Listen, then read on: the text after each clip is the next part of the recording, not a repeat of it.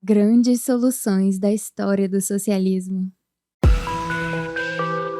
Este é o Visão Libertária, sua fonte de informações descentralizadas e distribuídas. Esse artigo foi sugerido e escrito por Quinta Essência, revisado e narrado por JJ Liber. O presidente Jair Bolsonaro sancionou dia 22 a lei que cria um Vale Gás para bancar por 5 anos metade do preço do gás de cozinha para famílias de baixa renda. A lei vai beneficiar a população que está inscrita nos programas sociais do governo federal, com subsídio de no mínimo 50%, que valerá para a compra de botijão de 13 quilos a cada 2 meses. Mas quem vai pagar por isso? Vejamos. O programa será bancado por meio da receita de leilões de petróleo e gás destinada à União e da parcela de royalties devida ao governo federal ao longo da exploração, além de, é claro, um imposto, a CID, Contribuição de Intervenção de Domínio Econômico, que vai passar a incidir sobre o botijão de 13 quilos. Ou seja, a CID vai gerar aumento no preço do produto, já que será cobrada de todos os consumidores, exceto daqueles que recebem benefícios sociais do governo. Sim, isso mesmo.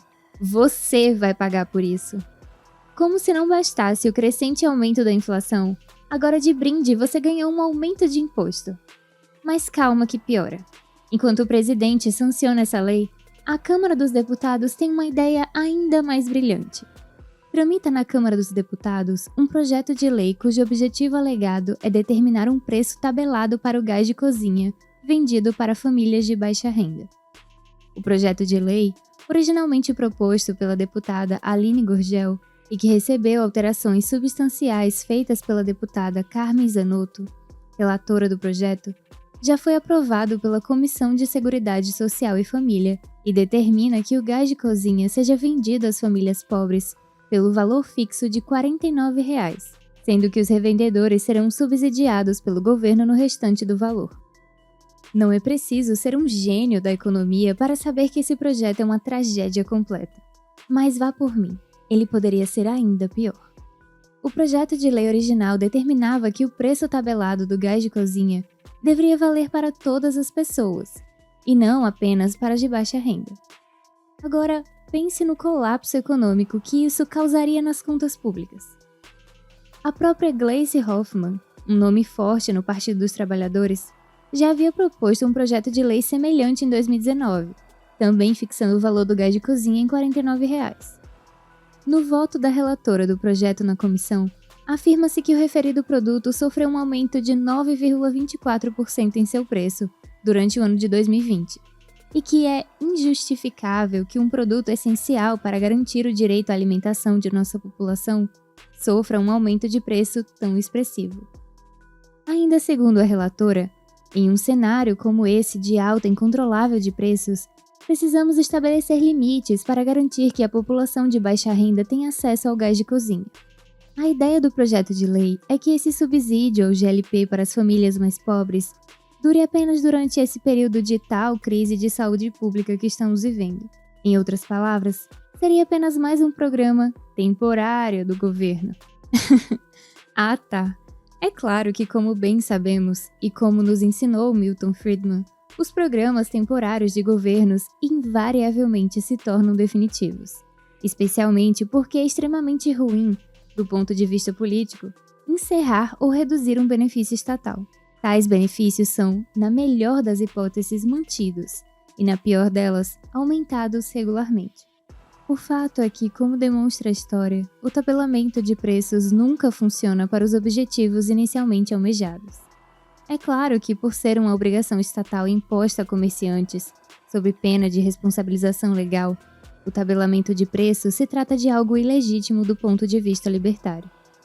Porém, deixando um pouco o aspecto libertário óbvio de lado, resta evidente que, do ponto de vista utilitário, o tabelamento de preços apenas agrava um problema pré-existente, criando ainda por cima outros problemas acessórios. Normalmente, o aumento nos preços de um produto específico decorre ou de um aumento em sua demanda ou de uma queda em sua oferta. A segunda opção costuma ser a mais comum, podendo ocorrer por diversas circunstâncias. Numa situação de livre mercado, a alta no preço do produto envia duas mensagens para o mercado.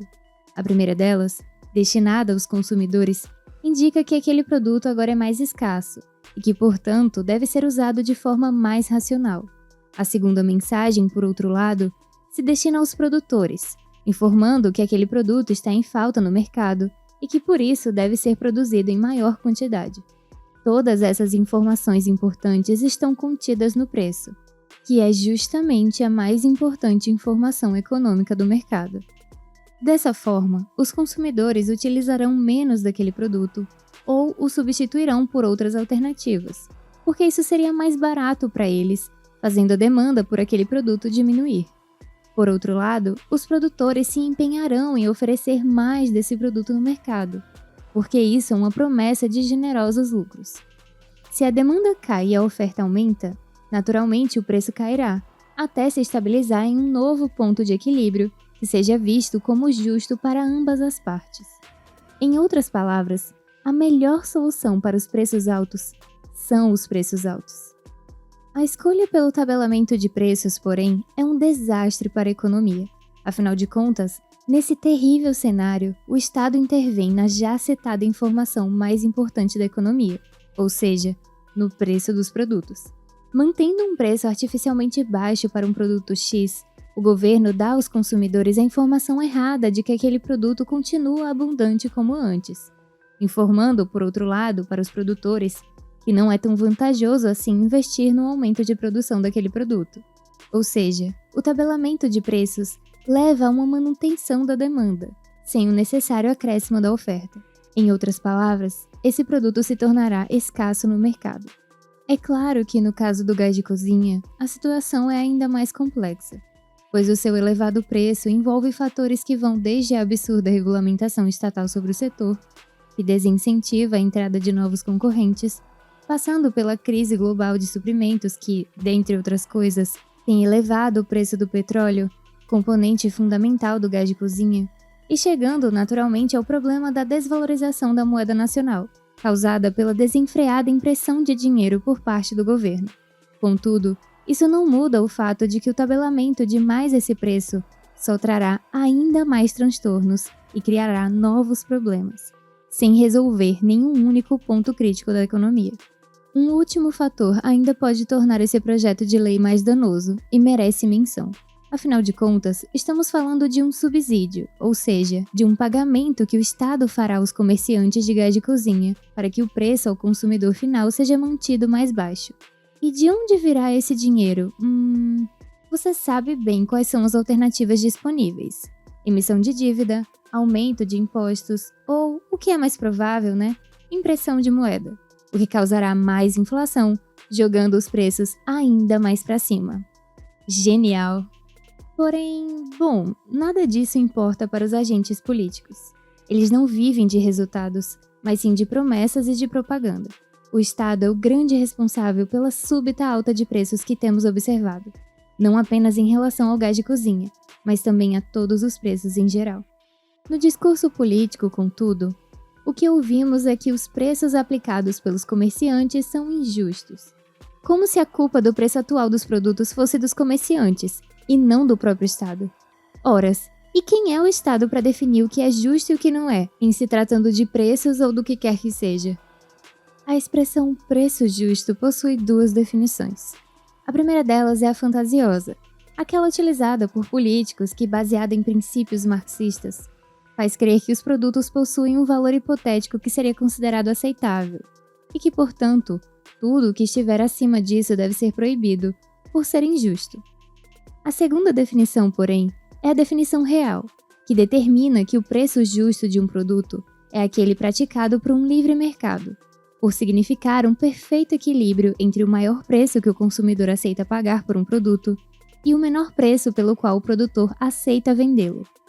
Pelo lado do consumidor, esse preço sinaliza as suas necessidades, e pelo lado do produtor, esse preço sinaliza os custos envolvidos no processo de produção, bem como a sua expectativa de lucro. Porém, parafraseando Thomas Sowell, a primeira lei da política é ignorar as leis econômicas, então nada disso importa para os agentes políticos.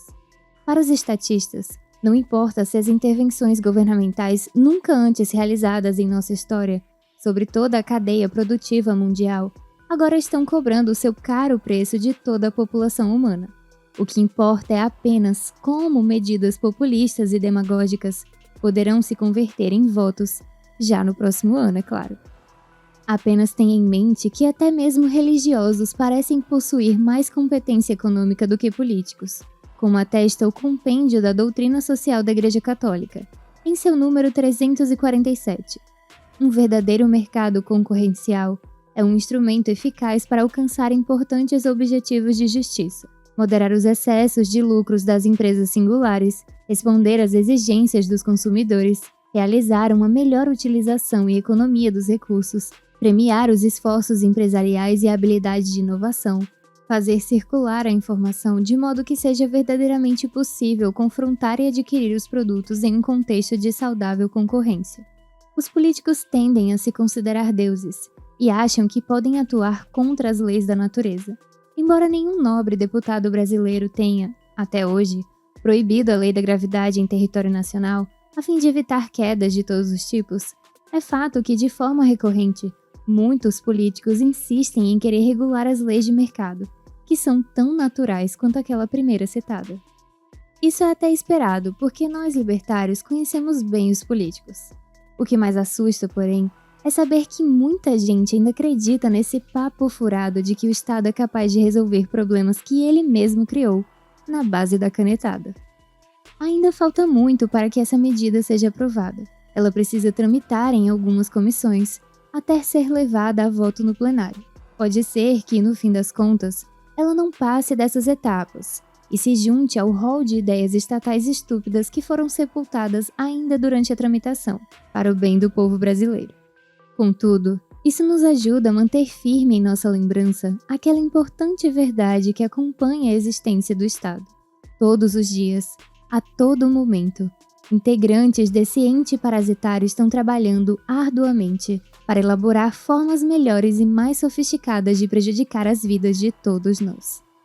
Obrigada por sua audiência. Se você gostou desse vídeo, clique no ícone de curtir abaixo e compartilhe em suas redes sociais. Para ser notificado de outros vídeos, inscreva-se no canal e depois clique no ícone de campainha. Escreva artigos você também. Acesse o nosso site visãolibertaria.com. Até a próxima!